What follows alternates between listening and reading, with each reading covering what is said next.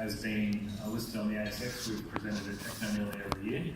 So I'm sure many of you already know this story, but for those who don't, resapp is developing the world's first digital diagnostic tool for respiratory disease.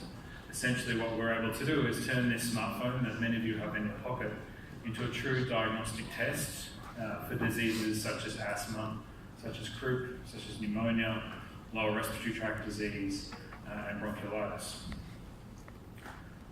So our focus over these last 3 years has been really focused on clinical testing.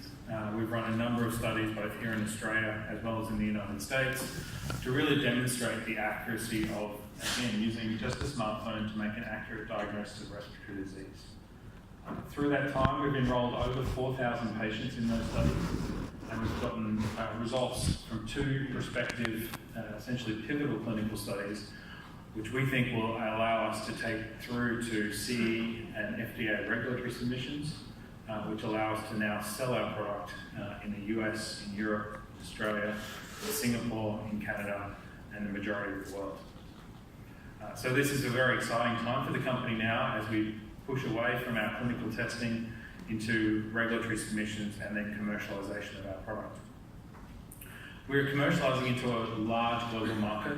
Our estimates that there are over 700 million doctor visits every year that result in the diagnosis of respiratory disease.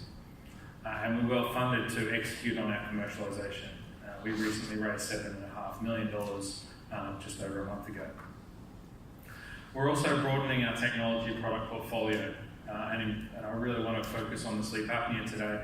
I'll talk a little bit about that, but that's an exciting opportunity for us in that we realised that our algorithms could not only just diagnose acute respiratory diseases, but we could also diagnose diseases such as sleep apnea. And this is a significant market opportunity for us as we move forward. So a little bit about the company. We have a market cap, or we had a market cap around on the 22nd of October of 150 million. We have a board of directors that have biotech and technology experience, and we have substantial shareholders, including Fidelity International, who own about 10% of the company. So respiratory disease is the most common reason for you to go and visit a doctor. Around 700 million cases globally, and this is diseases from an upper respiratory tract infection, which is just your common cold or a sore throat, to really the more serious conditions, the lower respiratory tract infections, such as pneumonia or asthma or bronchiolitis in children. And it's really important to note that this is really the first critical step in the diagnostic process, is determining whether or not you have an upper or a lower respiratory tract infection. Typically today, this is done using a stethoscope, using imaging, using spirometry, using blood tests, using a whole suite of tests. And this suite of tests is obviously time-consuming, it's expensive. But I think what's really important to understand is this is very subjective and non-accurate. So today, using a chest x-ray, for example, is only about 70% accurate for pneumonia. In our US study, which I'll get to later, what we did was we were actually able to compare clinician to a clinician. So how accurate is one clinician compared to another clinician? And that accuracy was less than 70%. Essentially, clinicians didn't agree with each other for 33% of the cases. So in a third of the time, clinicians did not agree with each other in the final diagnosis. So how do we do this? So we use a smartphone. We use some very clever algorithms developed by Professor Abaratney at the University of Queensland. These algorithms listen for signatures in cough sounds and make a diagnosis based on that signature. So as an analogy, think of how Shazam works. Shazam listens for signatures in music and matches those signatures to artist and title. We use very similar technology to discern signatures in your cough sounds and match those cough sounds to disease. It's very straightforward to use. We hold the phone about an arm's length away from the patient. The patient provides 5 coughs. We then ask a few questions about the patient, about their fever, a runny nose, their age. These help us make a better diagnosis. And then we provide an instantaneous diagnosis then and there on the phone. There's no cloud connectivity. There's no hardware to plug into the phone. Everything's done by the phone that's sitting in your pocket today. So we've run clinical studies now for 3 years. The first major clinical study that we ran was a double-blind prospective study, the gold standard of medical device tests in Australia. So here we recruited 585 patients, children, at 2 Australian hospital sites. And we're able to diagnose 6 different endpoints, 6 different diseases, again using just that cough sound. And you can see from everything from lower respiratory tract disease to asthma to croup to pneumonia to upper respiratory tract disease and to bronchiolitis. We're providing results in the 80s, if not even in the 90%. And remember what I talked about before with chest x-ray, 70% for pneumonia. For agreement between clinicians, we're talking about only 66%. So we're able to do an excellent job in accurately diagnosing these diseases just using cough sounds on that smartphone. Right now, we're taking this data to the regulatory bodies, to European regulatory bodies, which is called a CE approval, for TGA, which is the Australian regulatory bodies, which really opens up to us Europe, Australia, and many other parts of the world. So Canada, for example, is on the back of the CE approval. We then ran a US clinical study, again, a prospective double-blind pivotal clinical study in the US. 3 leading US hospital sites recruited 1,400 patients. And you can see here that we're getting results in the mid to high 70s across the majority of respiratory diseases. So first of all, we did see a drop between our Australian results and our US results. But we see that drop because of differences in clinical behaviour. In the US, clinicians are ordering significantly more tests and performing the diagnosis differently.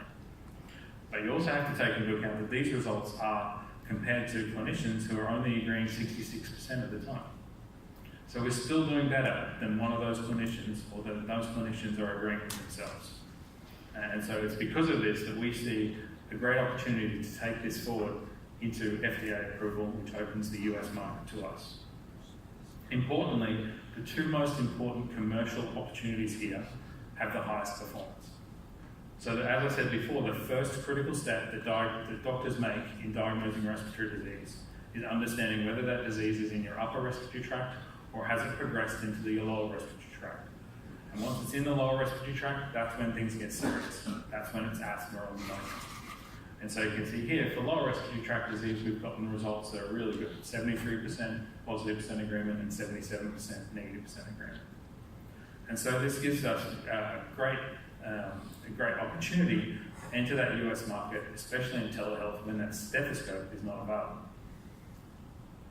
So we're also talking in adults. These are our preliminary results in adults. We have an adult prospective double-blind study underway now. We expect prospective double-blind results from our adult study before the end of this calendar year. But you can see in adults we're actually getting even better results than what we see in kids. So we're also excited about the opportunity in adults. I talked a little bit about telehealth before, but telehealth is really where we see the first use of our technology. So in telehealth, this is when you are talking to a doctor or visiting your doctor over a video link. You may think this is something that only happens in rural communities where there's not access to doctors, but that's not the case.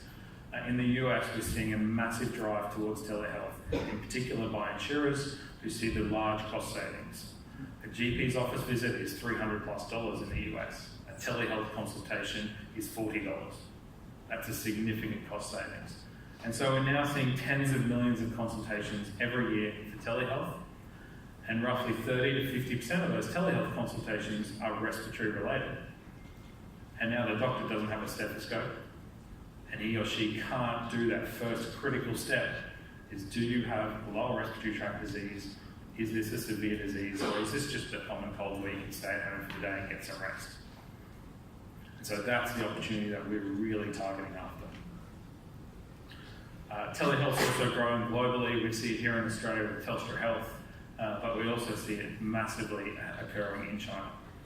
So Ping An, for example, recently listed on the Hong Kong Exchange, do 500,000 of these video consultations every day. And WeDoctor, which is owned by Tencent, do a similar number in China. So China is a massive opportunity. How do we make money? Well, as with many medical device tests, we plan to be paid every time our test is used. And so our test fee is $5 to $10 per test.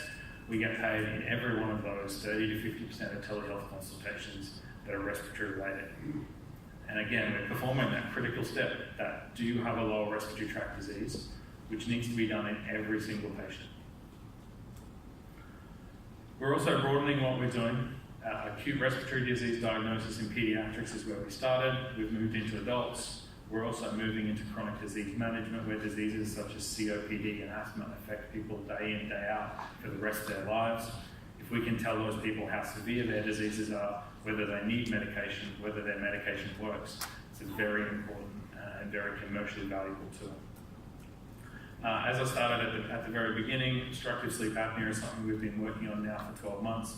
We're very excited about that opportunity as well. It's probably just as big as the acute respiratory diagnosis market to us. And so I'll talk about that in a second. One, unfortunately, that I can't talk much about is our Warfighter project, which is with Lockheed Martin and the US DARPA agency. In this project, we are looking at US military personnel and evaluating whether those personnel are sick or whether they're well, and effectively whether they're healthy enough to deploy to war zones. So sleep apnea is the most common sleep breathing disorder. For those who don't know what sleep apnea is essentially when you go to sleep, your throat collapses, and so you're unable to get oxygen into your lungs. And this happens tens, sometimes even hundreds of times per hour all night. And so you can imagine what that does to you. You wake up tired, you wake up grumpy, you wake up having more accidents. It's not good for your health. And even long term, it's been linked to heart disease, stroke, type 2 diabetes. So sleep apnea is a serious condition, and if undiagnosed and untreated, has very serious impact on your health. What's concerning is that roughly 3 in 10 men in this room have sleep apnea. Roughly 2 in 10 women. It's highly associated with obesity, it's highly associated with middle-aged males, and then, believe it or not, it's highly associated with large neck size. So all of those factors really means that we're getting even more increase in sleep apnea as we move forward. The interesting thing, out of those 3 in 10 men in this room, 80% of you don't know that you have sleep apnea. And so that is a major problem because you're facing tiredness, you're facing this increased risk of heart disease because you don't know how to sleep apnea. While sleep apnea is easily treatable, the great Australian company called ResMed, which invented the CPAP machine, which fixes the problem completely.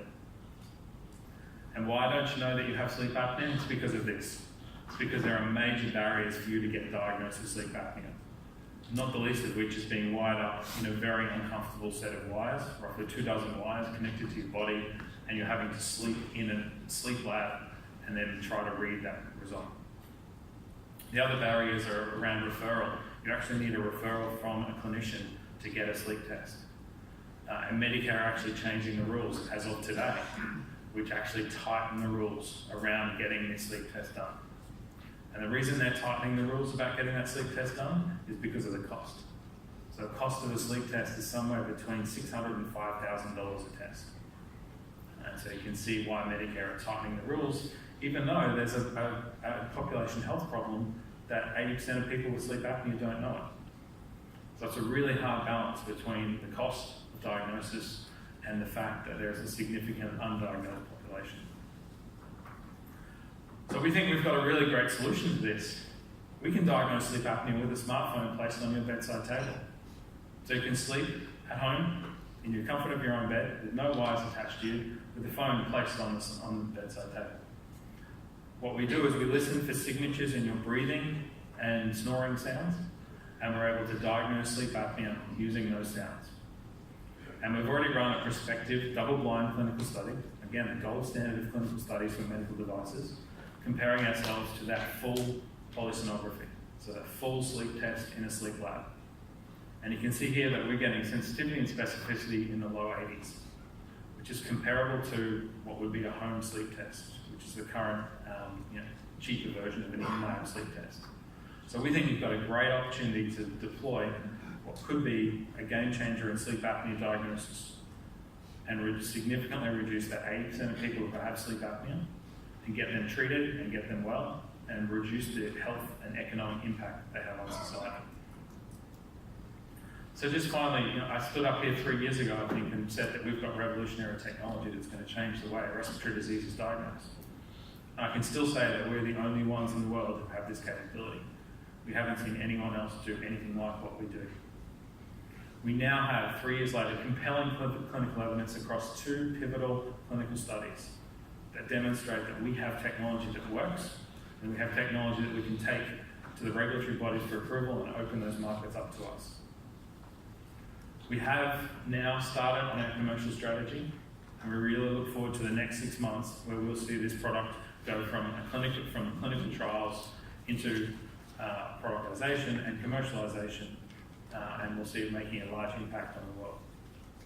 So thank you very much for your time, and I'm sure I'm happy to answer any questions later. Thank you. Morning to you, thanks ladies and gentlemen. We're back at 11:15.